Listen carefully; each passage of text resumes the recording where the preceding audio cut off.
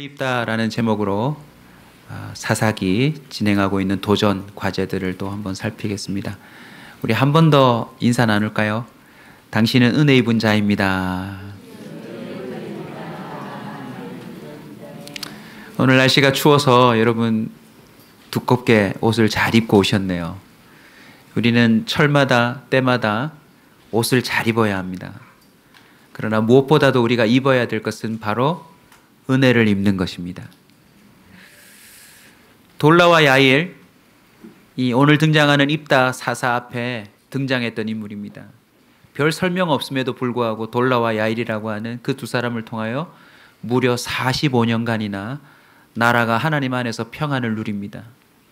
근데 안타까운 것은 45년이라고 하는 평안을 누리는 기간에 하나님과 더 가까워져야 되는데 평안했던 기간에 또 여호와의 목전에 악을 행하더라라고 성경은 기록하고 있습니다. 여러분, 은혜 입은 자의 특징이 무엇인 줄 아십니까? 갈수록 좋아진다는 겁니다. 은혜 입지 않은 자의 특징은 정말 처음은 그럴싸한데 뭔가 있어 보였는데 가면 갈수록 아니라고 하는 사실이 드러난대요. 그러나 은혜 입은 자는 갈수록 하나님과 가까워집니다. 저와 여러분의 인생도 벌써 2016년이 지나가고 있어요. 제 어릴 적에는 2000년이 넘으면 마치 우주의 대변혁이 일어날 만한 시대가 된다고 막 생각했거든요. 제 기억이 생생해요. 2000년이 넘어가면 사람이 밥을 안 먹는다고 어린이 드라마에 나왔었어요. 그래서 알약 하나만 먹으면 하루 종일 밥을 안 먹어도 된다. 제가 봤던 SF 그 드라마에 분명히 나와 있었어요.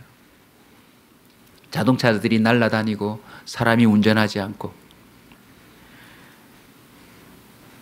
정말 그런 시대가 올 것 같은 그런 분위기예요.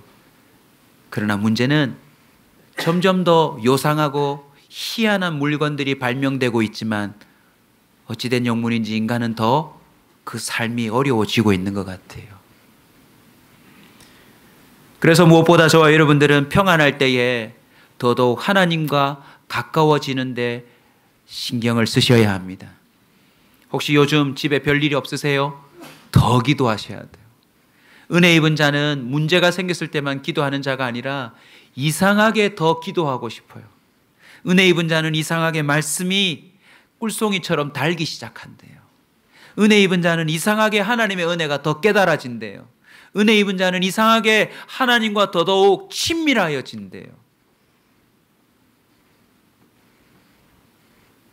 45년 동안 평안을 줬음에도 불구하고 하나님과의 관계가 점점 더 멀어지자 성경을 보시면 하나님이 근심하셨다라고 표현하고 있습니다. 여러분, 하나님의 근심을 오해 없이 오늘 이 자리에서 다시 한번 함께 이해하는 시간이 됐으면 좋겠습니다. 성경의 노아 시대 때도 그렇고 하나님이 한탄하셨다, 근심하셨다라고 표현한 것들은 신인 동영적 표현이에요. 사람의 수준에서 하나님 마음이 이렇다라는 걸 표현한 것이지 하나님 마음이 우리 수준이 아니라는 뜻입니다. 단순한 후회가 아닙니다. 하나님의 근심은 비록 자신들의 죄 때문에 자신들의 실수 때문에 당하는 것이고 하나님의 약속에 명기했음에도 불구하고 그것을 어김으로 그들이 마땅히 받아야 될 죄값임에도 불구하고 고통당하는 주의 백성들을 보고 견디지 못하는 심정을 근심하신다라고 표현해요. 대한민국의 현실을 보고 많은 사람들이 가슴 아파하죠. 근데 그건 근심이 아니에요. 왜요? 우리도 똑같은 존재니까. 하나님의 근심은 저와 여러분이 비록 우리의 실수라 할지라도 죄값이라 할지라도 그것으로 인하여 고통당하는 것에 대하여 한번 따라서 합시다. 주님이 더 아파하시는 것. 그게 하나님의 근심이래요. 하나님은 저와 여러분을 바라볼 때에 매우 근심하십니다. 사실은 주님이 더 힘들어하세요. 기도하면 될 텐데, 지금이라도 나를 찾으면 될 텐데, 지금이라도 말씀에 순종하면 될 텐데 도대체 방법을 찾지 못하고 있는 우리의 형편을 보고 주님이 더 가슴 아파하신대요. 이 본문과 관계해서 여러 가지 글들을 읽어보니까 참 재밌는 해석을 하나 발견했어요. 이스라엘의 회개를 받으실 수 없는 이유하고 정리된 글이 있더라고요. 예전에 제 총신대학원에서 이 사사기에 대해서 가르쳤던 교수님 책에 나오는 이야기입니다. 여러분, 이스라엘이 회개를 함에도 불구하고 왜 하나님이 때로는 그 회개에 따라서 금세 도와주지 않고 내버려 두실까요? 첫 번째는 이스라엘의 배신이 너무나도 심각한 것이었기 때문에. 왜 그런 거 있잖아요. 작은 것 하나 실수했을 때는 용서해 주는 게 쉬워요. 그런데 그 배신이 어마어마하게 큰 것이다. 그러면 쉽게 용서해 줄 수 있나요? 자, 여자분들 한번 대답해 보세요. 남편이 술을 드시고 늦게 들어왔다. 용서해 줄 수 있어요, 없어요?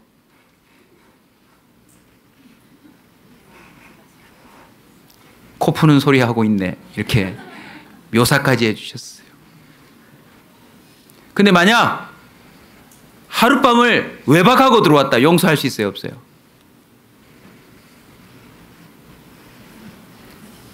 좀 더 갑시다. 한 달을 외박하고 왔다. 용서하실 수 있어요, 없어요? 대답이 없는 이유를 알아요. 왜냐하면 우리 교회는 그런 일이 잘 없기 때문에. 설정으로 더 갑시다. 석 달 만에 들어왔는데 와이셔츠에 립스틱이 여러 군데 찍혀서 들어왔다. 여러분, 용서할 수 있어요, 없어요? 저는 개인적으로 와이셔츠에 립스틱이 한번 찍혀서 우리 집에 들어온 적이 있습니다. 언제 찍혔느냐? 지하철에서 여자한테 밀려가지고 하필 앞에 있는 여자가 제 옷에 찍어가지고. 누군지는 모릅니다. 내가 어떻게 구원한 백성인데 이스라엘 민족이 이토록 구원했는데 또 배신하고 구원했는데 또 배신하고 그 배신이 너무나도 심각하여서 때로는 하나님이 회개를 안 받아주시는 적이 있대요. 또 하나의 이유는 이스라엘이 회개를 함에도 불구하고 일시적으로 오래가지 못할 것을 알고 계시기에 때로는 회개를 받아주지 않으신대요. 저와 여러분 모습 아닌가요? 정말 잘못했어요 해놓고서는 뭔가가 문제가 해결되고 내가 용서받은 듯하면 또 한 달이 채 가지 않아서 또 잘못을 하잖아요. 마지막 세 번째 이유는 이스라엘이 하나님을 이용하는 점을 하나님은 너무 잘 알고 있대요. 하나님이 봐주시고 또 평안 주시고 또 나를 도와주실 거라는 걸 너무 잘 이용하기 때문에 하나님은 몇 번에 걸쳐서 도와주시지만 나중에는요, 우리의 회개에 대해서 묵묵부답하실 때도 있대요. 그러나 다행스럽게도 우리의 고통이 심해질 때 하나님이 더 고통스러워 하신대요. 그래서 오늘 본문에도 보시면 돌라와 야일 이후에 45년 평안에도 불구하고 이스라엘 민족이 또 맛이 감에도 하나님은 입다라고 하는 사람을 일으키세요. 입다. 이스라엘 민족 가운데 한탄이 나옵니다. 여러분, 전에도 말씀드렸지만 우리가 영적으로 약해지면 우리를 대적해야 될 원수들이 힘이 강해집니다. 그래서 이스라엘 민족이 점점 배도하고 하나님과의 관계가 약해지자 쳐들어오지 못했던 주변의 온 족속들이 이스라엘을 괴롭혀요. 특별히 암몬 족속이라고 하는 거슬러 올라가면 아브라함의 조카 롯에게서 나온 족속 아닙니까? 그 족속이 요단강을 건너와서 일부러라도 이스라엘 민족을 괴롭히기 시작했어요. 얼마나 힘들었는지 몰라요. 그때 이렇게 말합니다. 누가 먼저 나가서 암몬 자손과 싸움을 시작할꼬. 오늘 이 시대에도 저와 여러분이 직면한 도전을 지금 던져드립니다. 대통령도 어렵고 장관도 총리도 어렵고 누가 누군지 어떻게 믿을 수 있는지 정말 답이 없는 이 시대에 누가 이 믿음의 싸움을 싸울 것인가? 누가 이 나라를 위하여, 이 민족을 위하여, 누가 이 세상 열방을 향하여, 누가 우리 직장을 향하여, 누가 우리 가정을 위하여, 누가 우리 교회를 위하여 정말 제대로 된 믿음을 증언하며 싸움을 시작할 것인가? 그 도전이 저와 여러분에게도 있어요. 그때 누가 등장합니까? 입다가 등장해요. 입다. 이 입다는 은혜를 입은 사람이에요. 악마는 프라다를 입지만 입다는 은혜를 입었어요. 어떻게 은혜를 입는지 간단하게나마 한번 점검하고 우리 성찬식에 들어가겠습니다. 먼저 입다의 소개를 한번 봅시다. 입다의 출신 배경이 무엇입니까? 엄마가 누구예요? 기생이래요. 기생의 종류도 여러 가지가 있습니다. 그러나 오늘 본문에 등장한 이 단어를 그대로 표현하면 몸을 팔다, 매춘하다라는 뜻입니다. 입다는 출생부터 은혜를 입지 않은 사람 같아요. 왜 하필 기생인 엄마의 몸에서 내가 태어났을까?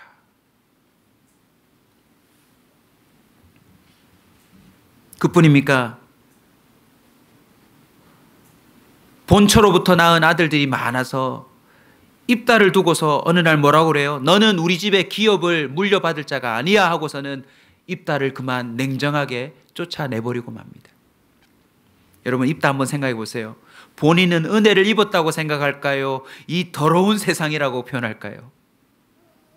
전혀 아닐 거예요. 엄마도 원망스럽고 아빠도 원망스럽고 자기를 괴롭혔던 그 배다른 형제들도 너무너무 원망스러웠을 거예요. 11장 2절 끝에 보면 너무나도 냉정한 말이 있죠. 기업을 잊지 못할 것이다. 너는 열외 인생이라는 거죠. 너는 좋은 것으로부터 벗어나 있는 인생이라는 거죠. 혹시 여러분은 여러분 출생에 대해서 불만 가져보신 적 없으세요?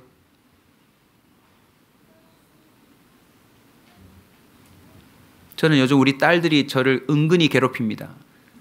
왜냐하면 셀카 찍으면서 은근히 이렇게 던져요. 아, 아빠 닮았다. 아, 아빠 닮았다.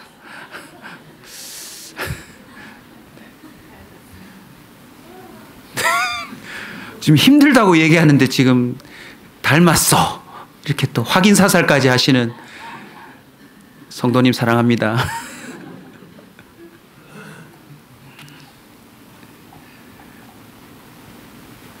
외모야 그렇다 손 치더라도 태어났는데 엄마가 기생이고 아빠가 조폭이고 태어났는데 그냥 부인하고 싶을 정도로 집안이 엉망진창이라면 그 사실만 있는 것이 아니라 그 사실로 인한 인생의 괴롭힘이 계속 주어진다면 얼마나 한탄스러웠을까요? 은혜가 아니라 입다는 세상에 온갖 더러운 건 내가 다 입었구나라고 그렇게 생각하고 살았을 거예요. 근데 오늘 본문을 보면 입다는 은혜를 입습니다. 어떻게 은혜를 입어요? 따라서 합시다. 필요한 인물이 된다. 여러분 기억하십시오. 은혜를 입은 사람은 반드시 그 시대에 그 민족에게 또 그 주변 사람들에게 필요한 인물이 된다는 것입니다. 출생 배경과 상관없이 결정적인 필요한 인물이 된다는 거, 그게 바로 은혜 입은 자의 특징이래요. 룻기서도 가보시면 2장 2절에 모압 여인 룻이 나오미에게 이르되 원하건대 내가 밭으로 가서 내가 누구에게 은혜를 입으면 그를 따라서 이삭을 주겠나이다 하고 나갔는데 뭘 입어요? 은혜를 입어요. 모압 여자예요. 괴 취급받고 사람 취급받지 않던 여잔데, 그리고 남편 죽고 시아버지 죽고 본국으로 시어머니 따라서 돌아와서는 아무런 기대가 없는 여잔데 뭘 입어요? 은혜를 입어요. 그리고는 필요한 인물이 되는 거예요. 혹시 이 자리에 정말 나는 쓸모없는 인간이다 라는 마음을 자주 느끼는 분 계세요? 여러분 필요합니다. 정 필요합니다. 개척교회 목사인 저에겐 여러분이 진짜 필요합니다. 결석하지 말고 오십시오. 더욱 놀라운 것은 하나님이 여러분을 그 시대의 민족과 나라를 위해 쓸 거라는 거 여러분 믿으시기 바랍니다. 아이 내가 무슨 나라와 민족을 위해. 아닙니다 여러분. 집안에서조차도 버림받던 존재가 지금 보시면 온 나라의 장로들이 와서 여보게 입다. 우리 민족을 위해 당신이 좀 나서주게. 오늘 이 자리에서 여러분 확고히 믿음의 도전으로 받으시기 바랍니다. 한번 따라서 합시다. 나는 이 민족을 위해 필요한 사람이다. 나는 어디를 가나 필요한 사람으로 쓰실 것이다.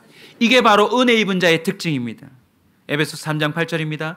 모든 성도 중에 지극히 작은 자보다 더 작은 나에게 이 은혜를 주신 것은 측량할 수 없는 그리스도의 풍성함을 이방인에게 전하게 하시고, 은혜를 입으면 모든 출신 배경을 뛰어넘을 수 있습니다. 여러분이 갖고 있는 모든 악조건을 다 뛰어넘을 수 있습니다. 오히려 하나님은 그걸 즐겨 하십니다. 왜요? 하나님의 은혜를 더 풍성하게 드러내시려고. 하나님은 흙수저를 즐겨 쓰십니다. 아멘. 왜냐? 본래 우리는 흙에서 왔으니까. 입다가 입은 또 한 번의 은혜는 무엇입니까, 여러분? 9절을 보시면 입다가 길르앗 장로들에게 이르되 너희가 나를 데리고 고향으로 돌아가서 암몬 자사가 싸우게 할 때에, 한번 따라서 합시다. 만일 여호와께서 그들을 넘겨주시면, 11절도 여러분이 한번 읽어주십시오. 시작.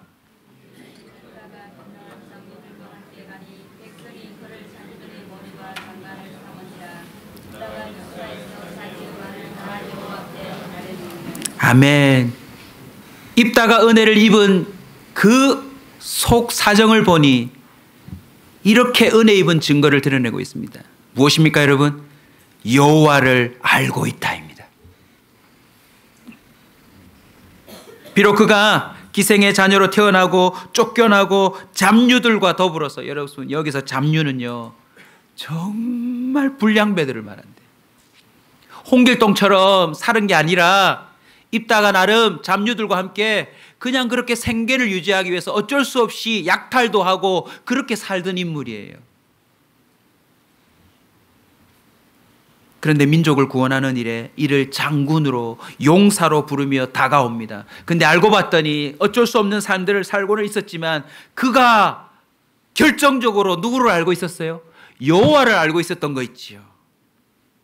비록 내가 이 모양으로 살고 있지만 여호와께서 그들을 내게 넘겨주신다면 내가 너희들의 머리가 될 수 있다는 걸 너희들도 믿느냐? 물론 아직도 본인도 믿지 못하고 있지만 그 마음속에 소망을 품고 있었다는 거죠. 그리고 결정적으로 이 모든 이야기를 다 들고 누구에게로 가요? 여호와 앞으로 가서 그걸 다 아뢰었다라고 성경은 기록하고 있습니다. 여러분, 은혜 입은 자의 특징이 무엇입니까? 여호와를 알고 있는 것입니다. 그리고 그분과 소통한다는 것, 그게 은혜입니다. 오늘 이 예배 자리에서도 저와 여러분은 당장 은혜 입은 자로 설 수 있습니다. 지난주 혹시 직장에서 나가라는 소리 들으신 적 없습니까? 혹시 집에서 너 나가! 내가 너 같은 걸 넣고 미역국을 먹었다니. 혹시 곳곳에서 나는 쓸모없어, 나는 정말 이 땅 가운데서 사라져야 돼, 할 만큼의 절망감을 경험하신 적 없으세요? 그러나 기억하세요. 오늘 이 자리에 하나님이 계시고 내가 하나님께 아뢰면 하나님이 다 들으신다라고 하는 걸 믿으면 은혜 입은 자입니다. 창세기 6장 8절, 그러나 노아는 여호와께 은혜를 입었더라. 그러나 여호와께 은혜를 입었더라. 제가 선포했죠, 여러분. 이 창세기 6장을 할 때 한번 따라서 합시다. 세상이 망해도 은혜 입는 사람 한 사람은 있다. 아멘. 그래서 여러분 악착같이 주님 앞에 요청하십시오. 주님, 경제가 어려워도 제가 은혜를 입게 얻게 해주십시오. 세상이 다 어렵다고 해도 하나님, 제가 은혜 입은 사람이 되기를 소원합니다. 하나님의 마음이 어떤 마음인지 알죠? 세상을 쓸어버리고 싶어도 한 명에게라도 은혜 주고 싶어 하는 게 주님의 마음입니다. 설교를 잘 못하지만 열심히 합니다. 소망을 갖고. 왜요? 제가 아무리 설교를 못해도 은혜 받는 사람 몇 명은 있다? 한 명은 있다. 할렐루야. 고린도후서 8장 9절입니다. 우리 주 예수 그리스도의 은혜를 너희가 알거니와, 한번 따라서 합시다. 부요하신 이로써 너희를 위하여 가난하게 되심은 너희를 부요하게 하려 하심이라. 비록 부모도 주변도 자기를 부요하게 하지 못했지만 하나님이 하시면 저와 여러분을 부요하게 하실 수 있습니다. 저와 여러분은 이미 주님을 알고 있습니다. 주님께 아뢰십시오. 모든 상황을 말씀드리십시오. 여차 합니다. 그러면요, 은혜가 임해요. 고린도후서 9장 8절은 담대히 선포하고 있습니다. 하나님이 능히 모든 은혜를 너희에게 넘치게 하시나니. 하나님은요, 은혜를 넘치게 하신대요. 모자란 법이 없어요, 여러분. 이는 너희로 모든 일에 항상 모든 것이 넉넉하여 모든 착한 일을 넘치게 하려 하심이니라. 할렐루야. 하나님은 모든 믿는 자에게 구원을 주신다고 하셨습니다. 저와 여러분이 하나님을 이미 알고 있고 하나님께 기도할 수 있다면 이미 은혜를 입은 자인 줄 믿으시기 바랍니다. 세 번째 은혜를 입은 증거는 29절에 나옵니다. 우리 다 함께 읽읍시다. 29절. 11장 29절 크게 읽겠습니다. 시작. 이에 여호와의 영이 입다에게 임하시니 입다가 길르앗과 므낫세를 지나서 길르앗의 미스베에 이르고 길르앗의 미스베에서부터 암몬 자손에 이르고 나아갈 때에 할렐루야. 은혜를 입는 세 번째 증거는 무엇입니까? 성령이 임하시는 겁니다. 아이언맨, 슈퍼맨, 스파이더맨 하나같이 뭘 입어야 능력이 나와요? 뭘 입어야 되나요? 옷을 입어야 돼요, 여러분. 그리스도인은 성령을 입어야 진정한 은혜 입었다는 증거가 나옵니다. 아무리 우리가 교회를 다니고 우리가 믿음의 행위를 하고 그런 모습들을 띈다 할지라도 성령이 그 사람에게 임하지 않으면 은혜 입은 자가 아니에요, 여러분.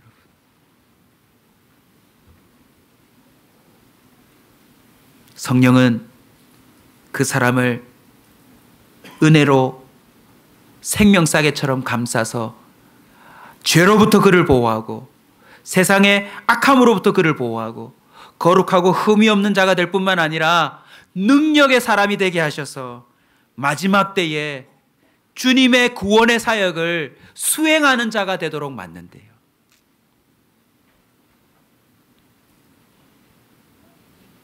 마지막 이미지를 여러분 가슴에 새기십시오. 은혜 입은 자는 성령을 덧입고 다른 사람들을 살리려고 하는 사람이 됩니다. 쉽게 표현하면 은혜 입은 자는 다른 사람에게 늘 은혜를 끼치는 자가 되더라는 것입니다. 혹 다룰 기회가 없을지도 몰라 여러분에게 묵상거리로 던져집니다. 오늘 다음에 분위기 좋아요? 여호와의 영을 입었어요. 임하였어요. 전에는 그냥 막연히 하나님에 대해서 알고 비참한 삶이지만 잘 꾸려가다가 기회가 찾아왔고 하나님을 부르기 시작했고 하나님께 아뢰기 시작할 때 결정적으로 주의 영이 임했어요. 그래서 그 전쟁을 이길 수 있는 역사를 체험해요. 그런데 안타깝게도 서원을 해요. 무슨 서원을 하죠? 자, 이제 내가 암몬 자손과 싸울 터인데 내가 승리하고 돌아올 때에 제일 먼저 달려나와서 나를 맞이하는 사람, 그 사람을 여호와께 뭐 할 거다? 산제물로 바칠 것이다. 사실은 굉장히 가슴 아픈 사건이에요. 이 부분을 윤리적으로 해석하려고 아니 하나님이 어떻게 산제물을 받냐, 인간 제사를 받냐, 그럴 리가 없다. 윤리적으로 조금 전에 하나님의 영이 임했는데 피해가려고 하지만 본문 앞뒤 정황을 살펴보면요, 모든 학자들이 결국은 본문 그대로 인정해요. 입다가 평생에 결혼 안 하고 처녀로 살았다 이런 설도 있고 뭐 입다가 가지고 있었던 예물과 동물들을 대신 제물로 드렸다 이런 말도 있지만 결국에 입다는요 이 사건을 통해 누구를요? 자기 딸을 바쳐요. 여기서 제가 초두에 말씀드렸던 것처럼 은혜 입은 자의 특징이 무엇입니까? 끝까지 좋아해야 돼요. 입다가 놓친 것을 우리는 잊지 말아야 합니다. 이 입다는 왜 이런 서원을 했을까요? 자기가 은혜 입었다는 사실에 대해서 여전히 불확실한 마음이 있는 거예요. 여러분, 암몬은 주님이 이기게 하시는 겁니까? 자기가 나가서 이기는 겁니까?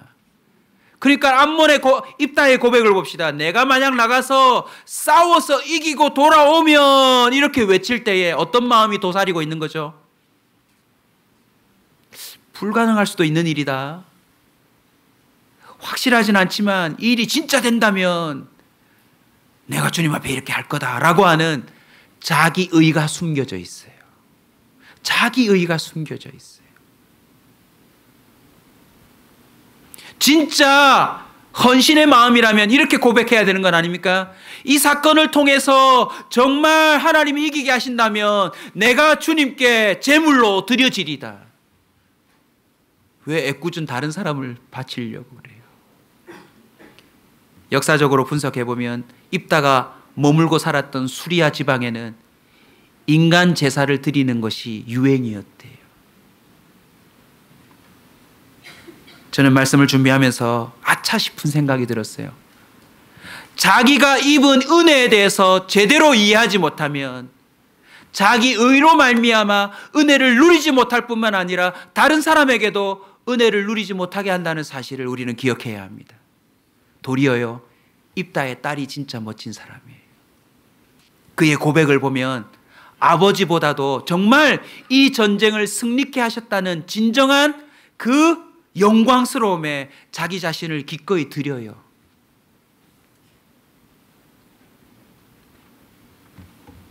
말씀을 맺겠습니다. 아브라함이 지나가는 천사들을 영접하여서 말했던 장면이 있습니다. 그리고는 이렇게 말합니다. 반드시 들어오셔서 이 집에서 먹고 마시며 은혜를 끼치고 가십시오. 저와 여러분, 오늘부터 입다를 넘어서 은혜를 끝까지 붙들고 살아가는 저와 여러분 되시길 주의 이름으로 축원합니다. 괜시리 은혜를 알지 못하는 차원에서 서원하고 함부로 맹세하고 함부로 이렇게 할 거다라고 말하지 마세요. 우리는 애시당초 그게 불가능해요, 여러분. 따라서 합시다. 모든 것이 은혜다. 모든 것이 은혜입니다. 차라리 암몬 자손을 이기게 만드시면 내 평생에 하나님이 시키는 대로 제가 살겠습니다, 이렇게 말하면 되는 거 아니에요. 하나님은 지금도 쓸모없는 사람을 필요한 사람으로 바꾸십니다. 하나님을 찾고 하나님께 하소연하는 모든 자들에게 그것을 들어주십니다.